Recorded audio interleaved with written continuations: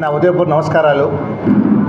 నేడు ఆంధ్రప్రదేశ్లో ఈ ప్రెస్ మీట్ ఏర్పాటు చేయడానికి ముఖ్య ఉద్దేశం, ఏదైతే కూటమి ప్రభుత్వం ఏర్పడి 36 మంది వైఎస్ఆర్సీపీ పార్టీ కార్యకర్తల్ని హత్య చేశారని చెప్పి ఏదైతే మాట్లాడుతున్నారో జగన్మోహన్ రెడ్డి గారు, ఇది పూర్తిగా అవాస్తవం అమలు చేస్తున్నారు.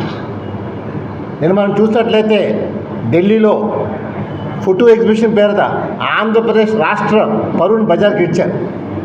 మేము ఒకటే ప్రశ్నిస్తున్నాం, ఆ 36 మంది పేర్లు చెప్పగలని అడుగుతున్నాం. నేను జాతీయ మీడియా కూడా అదే ప్రశ్నించింది. పేర్లు చెప్పమంటే సన్నయ్య నొక్కున్నాడు తప్ప పేర్లు చెప్పలేపాడు. ఈరోజు ఏదో అక్కడ పార్లమెంట్ నడుస్తుంది కదా, ఎంపీలు మొత్తం వచ్చేస్తారు అని ఒక భ్రమలో పెట్టారు. తీరా చూస్తే 8 మంది తప్ప ఎవరు రాలేదు అక్కడ. మరి ఈ రకంగా చూసినట్లయితే ఆంధ్రప్రదేశ్ని పరువుని బజార్కి ఇడ్చడానికి ఆయన కంగం కట్టుకున్నారు. మొన్నే మనం చూసాం, గవర్నర్ గారి ప్రసంగంలో చంద్రబాబు గారు 2014 నుంచి 19 పరిపాలనలో ఆంధ్రప్రదేశ్ బ్రహ్మాండంగా అన్ని రంగాలు అభివృద్ధి చెందిందని, అలాగే పోలవరం 70% పూర్తయిందని, రాజధాని సర్వేగా నిర్మిస్తున్నారని అన్ని కితాబు ఇచ్చారు. కానీ దురదృష్టం, పరిపాలన మారిన తర్వాత 2014 నుంచి ఆంధ్రప్రదేశ్ అన్ని రంగాల్లోని వెనకబడిపోయిందని చెప్పి ప్రస్తావన జరిగించారు. అయినా సిగ్గులేదు ఈ జగన్మోహన్ రెడ్డి గారు. ఢిల్లీ ఏమో బిడ్డలు అర్థం కావట్లేదు. మేము ఒకటే డిమాండ్ చేస్తున్నాం రాష్ట్ర ప్రభుత్వాన్ని, జగన్మోహన్ రెడ్డి గారు ఆ 36 మంది పేర్లు చెప్పకపోతే వెంటనే అరెస్ట్ చేయమని చెప్పి కోరుతున్నాం.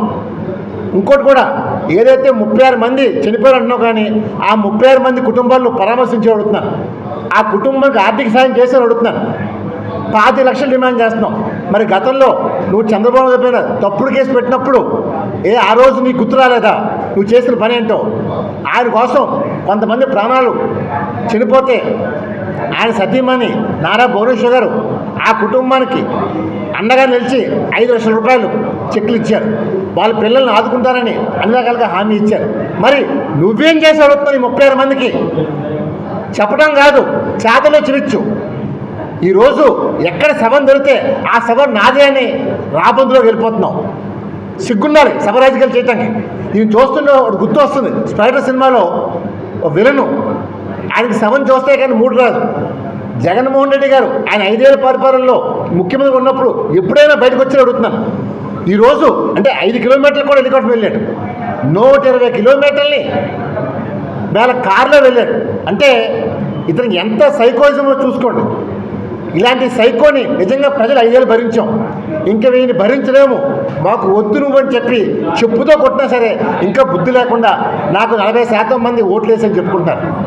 మరి గతంలో చంద్రబాబు నాయుడు గారు ఇదేనా చేశారు. ఆయన ముఖ్యమంత్రి ఉన్నప్పుడు నువ్వు పాదయాత్ర చేస్తే పర్మిషన్ ఇచ్చారు, ఏమి అడ్డం కాలేదు. నువ్వు తప్పుడు జీవోలు తెచ్చి తప్పుడు పనులు చేసి ఎన్నో హింసలు కుట్రలు చేశావు.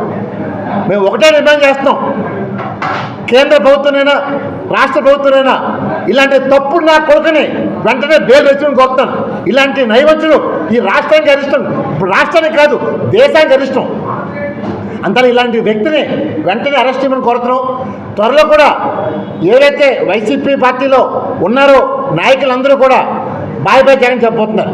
నేను మనం చూసాం ఫోటో ఎగ్జిబిషన్లో కూడా A1 A2 కొంతమంది ముఖ్య నాయకులు కొంతమంది తప్ప ఎవరూ లేరు. అఖిలేష్ యాదవ్ కూడా తప్పుడు నివేదిక ఇచ్చారు, ఏదో ఈ రాష్ట్రంలో జరిగిపోతుందని. అందువల్ల జగన్మోహన్ రెడ్డి చెప్పిన మాయ మాటలు ఎవరూ నమ్మరు. దాన్ని ఇప్పటికైనా సరే జగన్మోహన్ రెడ్డి నీకు ప్రతిపక్ష హోదా కూడా లేదు, కేవలం ఏదో ఢిల్లీలో పాకులాడదాం నీ కేసుల కోసం ఇక్కడ ఆంధ్రప్రదేశ్ అసెంబ్లీ జరుగుతుంటే అసెంబ్లీ కూడా గైరాజరయ్యావు. అంటే నీకు అసెంబ్లీ అన్నా నీకు చిత్తశుద్ధి లేదు, గౌరవం లేదు. మరి ఇక్కడ ముఖ్యంగా ఆంధ్రప్రదేశ్ ఏదైతే జగన్నాథ్ రథచక్రాలు అని చెప్పిన తమ్ముడు సీతారాం ఏమైపోయి అడుగుతున్నాను. అలాగే ధర్మాన ప్రసాదరావు గారు, నేను మీ ఢిల్లీలో మీ నాయకుడు చేస్తుంటే ఎక్కడో అడుగుతున్నాను. దానిలా నేను ఒకటే డిమాండ్ చేస్తాను రాష్ట్ర ప్రభుత్వాన్ని, ధర్మాన ప్రసాదరావు కుటుంబం పైన తమిళ శివ కుటుంబం పైన వీళ్ళు భూ దోపిడీ చేశారు కాబట్టి ఈ కుటుంబం పైన విచారణ జరిపించాలని కోరుతున్నాను. ఇలాంటి వాళ్ళని అరెస్ట్ చేయని డిమాండ్ చేస్తాం. ఇక్కడ బావాజీ భూములు ఏ రకంగా దోచారో అందరికీ తెలుసు. వాళ్ళ కుటుంబం కరెంట్లు కనెక్షన్లు ఇప్పించి ఇది ఇప్పించి జనాల దగ్గర డబ్బులు దండుకున్నారు. మరి ఇలాంటి వ్యక్తుల్ని మనం క్షమించాలని అడుగుతున్నాం. కోర్టులో కలెక్షన్ చేశారు. సీతారాం సత్యమని అయితే ఆయన కుమారుడు అయితే అంత మేము ఒకటే డిమాండ్ చేస్తున్నాం. శ్రీకాకుళంకి ధర్మాన్ ప్రసాదరావు తమ్ముడే సీత ఎదురు ఒక చీడి పురుగులు, ఇలాంటి పురుగుల్ని ఈ జిల్లా వాసులు తరిమి కొట్ట మొదలు చేస్తున్నారు. ఇప్పటికైనా సరే శ్రీకాకుళం జిల్లాలో పూర్తిగా అన్ని అసెంబ్లీ స్థానాలు పార్లమెంట్ స్థానాలు కైవసం నేను నాడు చెప్పాను. ఈ యుద్ధం చేస్తుంది ఏదో మా కోసం కాదు, చంద్రబాబు కోసం కాదు, తెలుగు జాతి కోసం. ఈ జాతికి చంద్రబాబు కావాలి, అదే ఇచ్చారు. ఈ 50 రోజులు త్వరలో కాబోతుంది. ఎక్కడ ప్రజలు అందరూ సంతోషంగా ఉన్నారు, ఎవరూ బాధపడలేదు. కానీ జగన్మోహన్ రెడ్డి ఓర్వలేక భరించలేక సహించలేక ఇంకా నేను మళ్ళీ వస్తానని కళ్ళకంటారు. కళలు కాదు కదా, నీ పార్టీ త్వరలోనే క్లోజ్ అయిపోతుంది. మీలాంటి రాక్షసుడు శాశ్వతంగా జైల్లో ఉంటాడు.